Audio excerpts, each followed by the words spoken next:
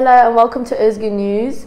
We're here to present a monthly English program presenting deeper analyses, collaborations or interviews on this channel. This time around we asked the People's Bridge platform, which is an international solidarity platform with northeastern Syria / Rojava, and we asked them about the situation in Kurdistan. People's Bridge specializes in spreading the developments that are happening on the ground in the revolution of Rojava, on social media, through panel talks, through discussion talks. Today we spoke to Murat. He answered a couple questions. As a spokesperson of People's Bridge, he talked about the following topics. He told us about the current political situation in southern Kurdistan as well as Rojava, and also he talked about what the revolution is currently facing and what People's Bridge is as a platform itself. We are very delighted to present to you this program today and we hope you enjoy it.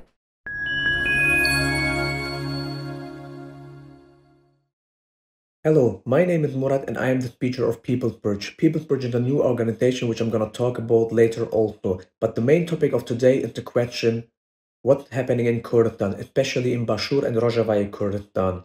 First of all, I would like to prefer to start with Başur Kurdistan because I think when we look up to Başur Kurdistan, we can see clearly what the Turkish state is willing to do at other parts of Kurdistan too. In April, the secret services between both states, Turkey and Iraq, came together. After that, in June, we could see President Erdogan visiting Prime Minister of Iraq, Sudani, in Iraq. After those meetings, they came up with a few contracts. Those contracts are like, one part of the contract is a more economical part, and the second one is more about security questions.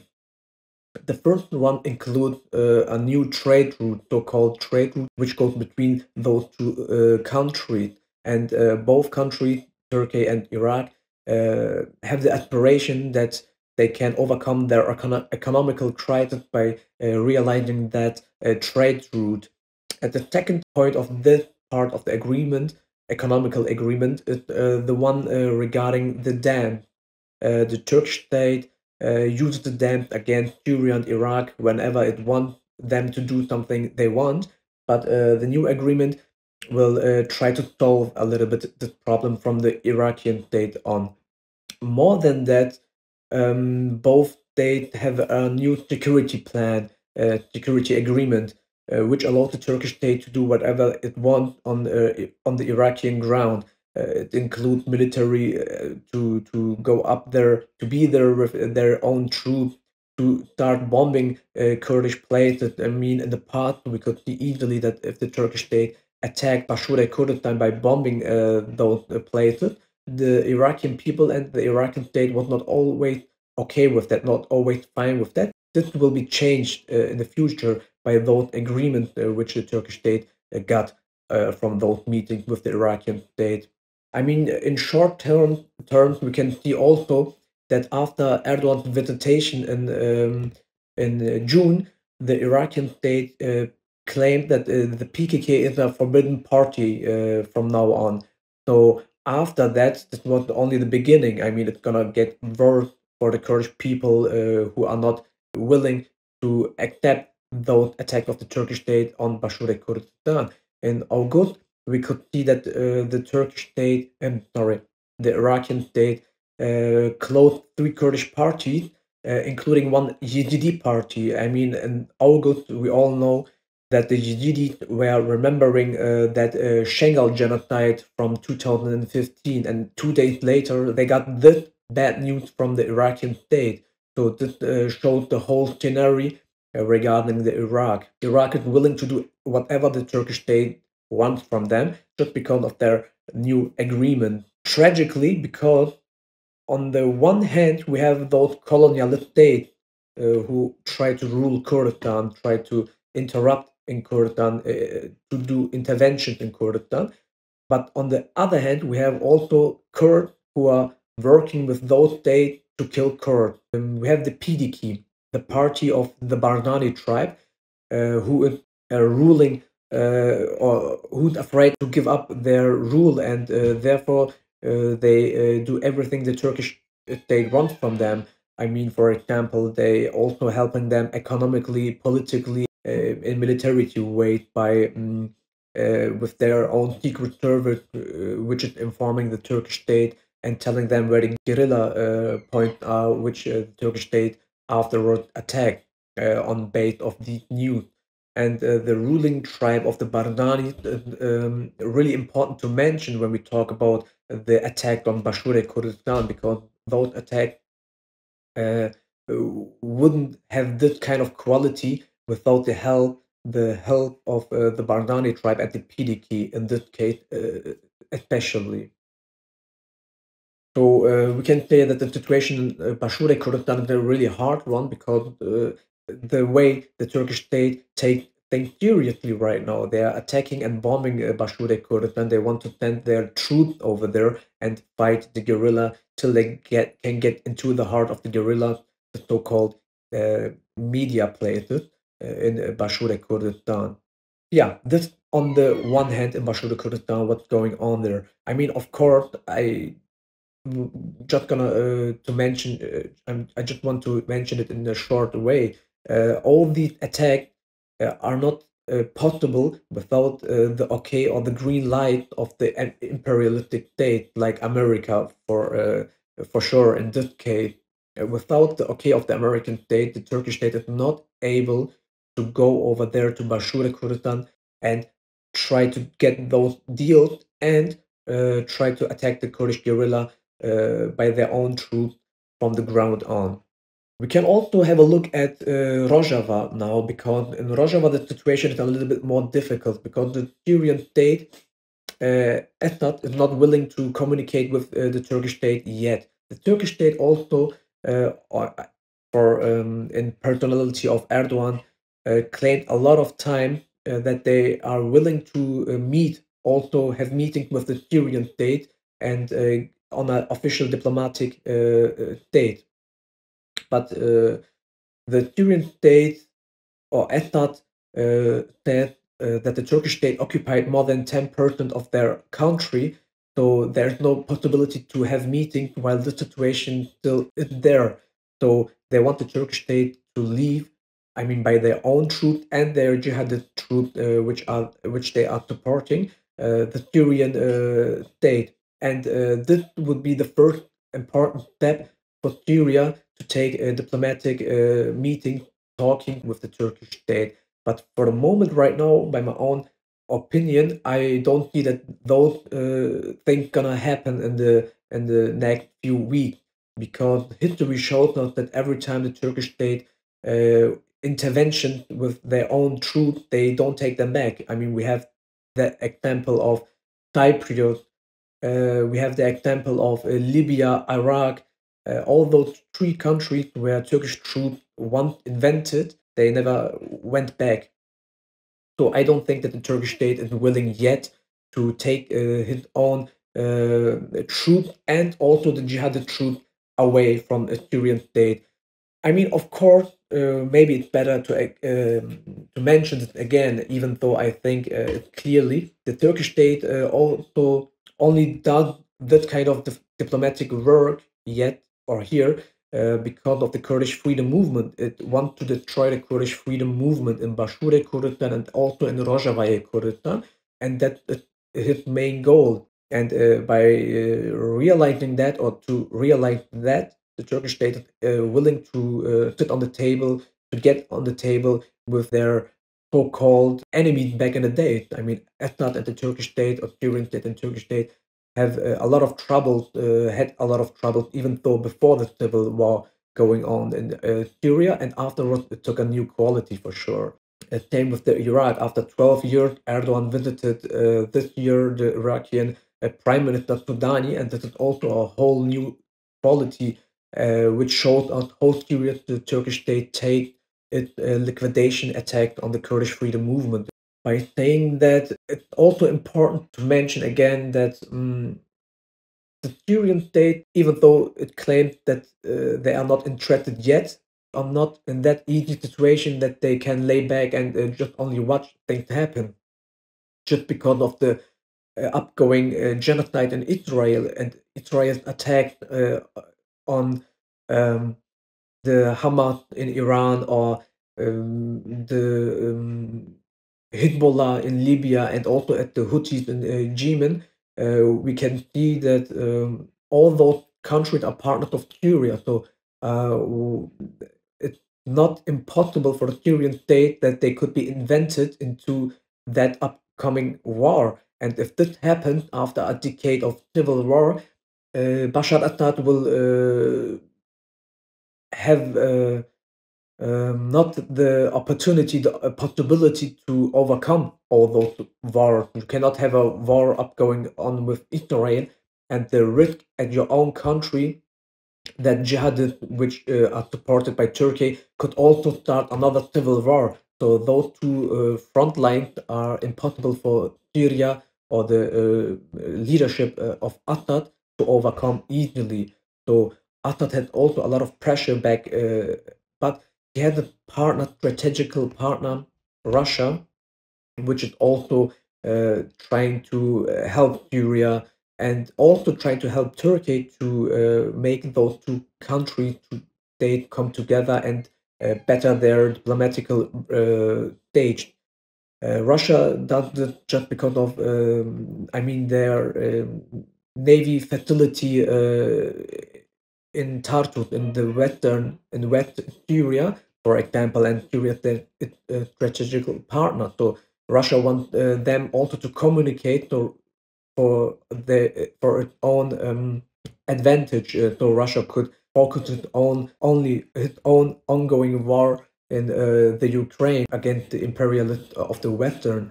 So that's the reason why Russia also tried to act between those two countries and make them come together and talk. So I mean, on the one hand, we have the green light of the Western imperialists like America for bombing Rojava and also bombing Başur Kurdistan, at the other hand, we have states like Russia, which are willing to make Turkey and Syria come together, clear their differences, and at the end of the day, this can only happen if they find a solution for the Kurdish question. And it's easy to say that Turkey only would be satisfied when the Rojava revolution and also Başur Kurdistan would get into their own hegemony. Yeah, that's the whole situation in Kurdistan. I mean, from the point of view of Turkey, Syria, and Iraq. And now the main question is what the Kurdish and the PDK story. Maybe we can change our point of view a little bit into the question what the revolution can do right now. I mean, between all that chaotic situation, it's not easy for the revolution to overcome that because especially I'm talking about the Rojava revolution right now. It had to fight against the Turkish state and also against the Syrian state, probably maybe against both at the same time. So how can you overcome this possible chaotic situation? By my own opinion, only if we look at the history, like we have the great heroic war of the Vietnamese people. If we look at this kind of war, we see that the little state, the little group can win against the bigger one.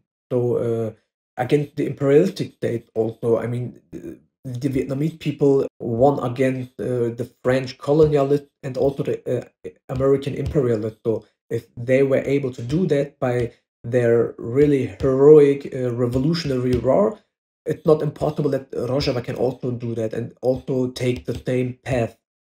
Uh, by saying that, I mean, we saw a lot of moments like that in the Kobane resident, or more than that, at the whole situation, at the whole fight against the Islamic State, so-called Islamic State.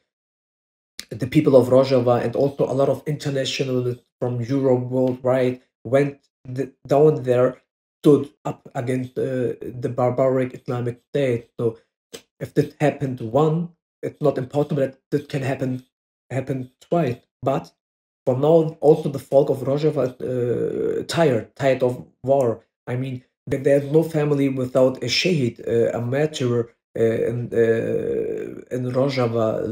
Every family had lost one family member by at the fight against the Islamic State. So these people are also tired right now.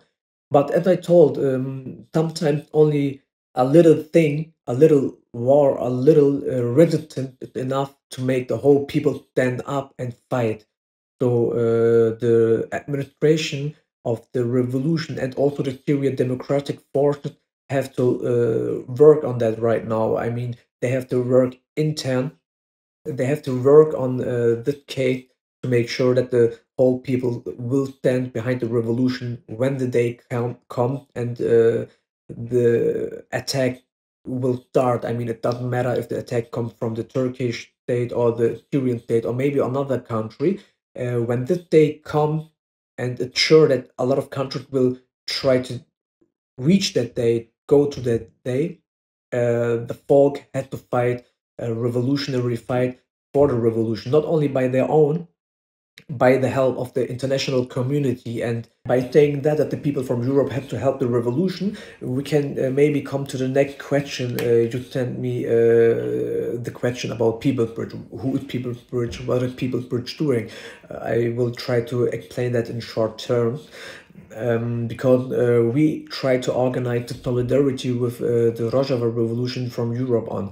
So that means our whole work try to realize that goal by putting the revolution on the agenda of progressive people, parties, organizations in Europe. We want people to not forget the revolution, try to see what's happening over there right now, because back in the days when the heroic Kobane resistance happened, a lot of people in Europe could easily read what's happening over there. A lot of solidarity came up. A lot of people went to the street, and this caused that the Western state had to help the revolution at some point of the revolution. And this is our goal. We want to realize this, but not in a temporary way, more than in a long-term way. And we are doing a lot of work. I mean, we are organizing panels, education panels. We had one live interview with people from Rojava back in the day. We also trying to be a part of practical solidarity project. Like, I mean, Water for Rojava, we are trying to put a little to be a part of that project. More than that, we try to be a part of the project Solidarity in Berlin, try to play our role in that project also, because we want to do what the need from the people of Rojava are. I mean, if they have problems, water problems, we try to be a part of water project, maybe organize one water project in the future if it needed, parallel to Water for Rojava. Maybe we are part of solidarity to get over that solar energy problems of the revolution when the Turkish state bombed, by knowing what that they are bombing not military places, that they are bombing the people, the technical places, the hospitals and stuff like that. And by yeah by being by being a part of those projects, we want to do practical things. More than that, we want to realize an own project, because the war is not only a war of water or energy or hospital and infrastructure. It's also a psychologically a war. And by our newest project, the film called Our Comrade Ivana, we want to show example to the people of Rojava and also to the people of Kurdistan and Europe, that we have a lot of examples, a lot of great people who showed us that by doing a lot of big sacrifices, we are able to reach each goal, every goal we want. I mean, Ivana was a woman, LGBTI plus person from Germany with African roots, who went to Rojava to fight against the Islamic State. She was the first internationalist communist to be a martyr over there. And after Ivana, a lot of Ivanas went to Rojava, and this should show that the people over there is not alone. I mean, they have to deal with those attack of the Turkish state each day, yeah, for sure. but the example of Ivana and a lot of more people showed us and can show us that if the time comes, people from Europe will fight also. I mean, it's not only by fighting by taking pistols at the hand or doing that. Help and more. Help could be education work, panels, the organization of demonstration and stuff like that. And this is a part of our project we want to realize in the future, that film, which should with the topic of the life of Ivana and show people defending Rojava, more showing them that this is possible, that people took the chance, took the work and did it. And Ivana only, as I mentioned before, one example. We can do it in different ways to defend the revolution. And more than that, we have also a newsletter called Avashin, which is also, the name Avashin comes also from Ivana Hoffman, who took that nom de guerre when she went to Rojava to fight against the Islamic State. She took this name, Avashin, called Blue Water in English, and she was the reason why we named our newsletter after her. In that newsletter, we also give the chance, the opportunity to organizations and parties from Rojava to describe the situation, to describe their own political views. So, and more than that, there are also Kurdish articles in the future on our Avashin newsletters. Those newsletters are, you can read those newsletters by visiting our website online. We have also a website you can have a look at and try to see what we are doing when we are gonna do the next panel, education, everything, demonstration.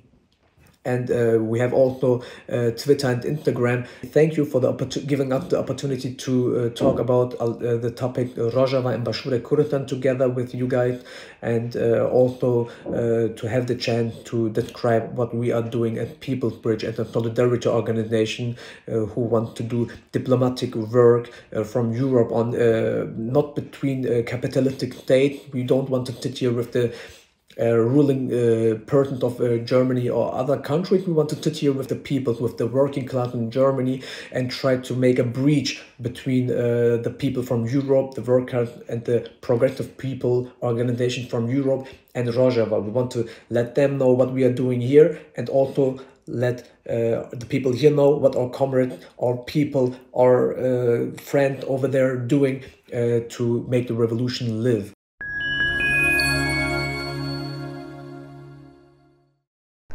Thank you very, very much for watching this episode. We'll be back next month with another English program. In the meantime, you can find us on our social media, write us some feedback and follow us there. See you next time.